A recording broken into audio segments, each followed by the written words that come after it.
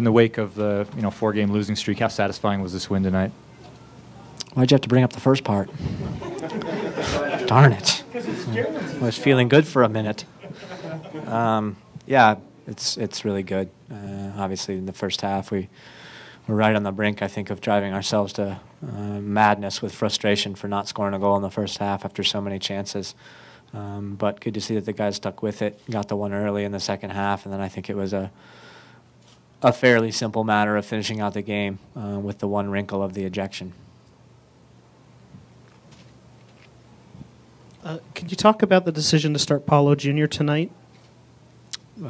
Just a performance decision. He started on Saturday. I thought he did a good job and wanted to reward him for all the hard work that he put in and give him another game in a row.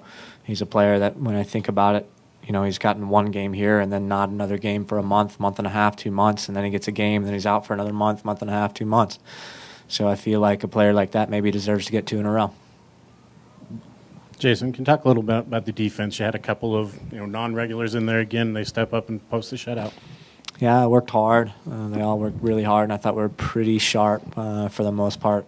Maybe there was one dead ball situation in the first half that I thought looked really odd. I thought it was headed in the back of our net, actually.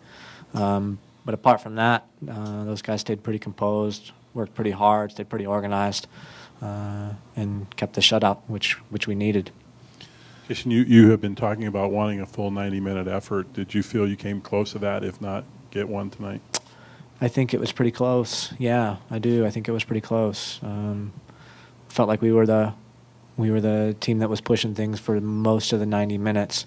I would say, having said that, I think the ejection really caused us not to be able to play a complete match because, then we were on our heels, as you would be when you're down a man. Jason, you talked about the first half kind of driving the team to the brink of madness because of the missed scoring chances. Mm-hmm. Having said that, did you have a lot of confidence that the things would open up in the second half because of the way you were attacking in the first half? Yeah, we make a point to try to really keep the tempo high in the first half, and we feel like if we do that, then oftentimes the work that we put in the first 15, 20, or 30 minutes can lead to big benefits at the end of games because of the altitude. And I think you saw a team in Tauro that was really tiring, and if it hadn't been for the ejection, I think perhaps we could have scored more goals. Jason, you're always talking about how important the fans are, getting a good crowd, sellout crowd tonight. How important was that to really establish the environment and help the team out tonight? I think it's huge. I really do. I continue to believe that they're a big part of every success we've had here at Rio Tinto Stadium. I couldn't be more happy with the number of fans we get and how passionate they are, especially at the beginning of the games. I think we've really got that figured out now, where it feels like there's this big surge of momentum and they're singing the song, and it's awesome. But I would ask for one thing. At the end of the last 2 matches, our crowd has been very, very quiet, and that's when we need a little bit of an uplift again. Kyle's been ejected 3 times in the last year. How do you approach that with him? And is that something that concerns you? Yes, it's something that concerns me. I don't like to see my players pick up ejections in any matches, and I think every individual one you have to look at a little bit differently, review the tape, and decide whether it was something you feel like was completely the wrong call or whether there was some culpability by the player. At the end of it, we continue to harp on the same message that if you put yourself in positions for referees to make decisions, sometimes they're going to make the wrong ones, and it's going to affect you and the team.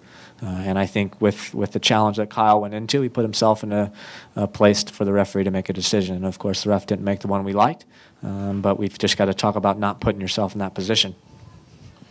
Jason, I was just curious, as Paulo Jr. was making his run that led to the goal, as you saw as he weaved his way through, how was it unfolding to you and the reaction as it was surprising? Yeah, I think I was as surprised as the defenders around him. He really, really did well to get to where he had gotten, and then I want him to score. I want him to score the goal. I think he had 2 or 3 clear-cut chances in the first half, and he creates that chance in the second half and doesn't finish it.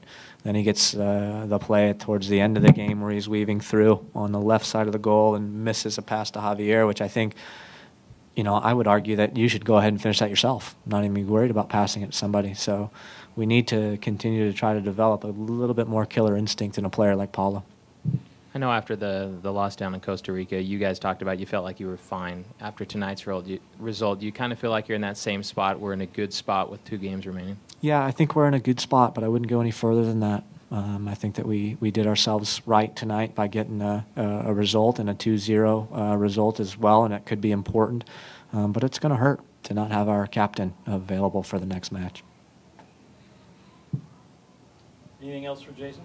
I guess I would just follow up. I mean, you have a really quick turnaround back to league play this weekend. How do you try and take this momentum and try and get a win in league play this weekend? I think that we've got to take the confidence that we scored the goals. We were on top of things. The guys had a tremendous spirit, and it was a night where, finally things went right for us. And so I think when you do that, oftentimes you'll see floodgates open if we can continue with that confidence and say, okay, we're playing well, and we scored goals, and we won, and we had a shutout. So we need to take all those positive things and roll them into the game on Friday.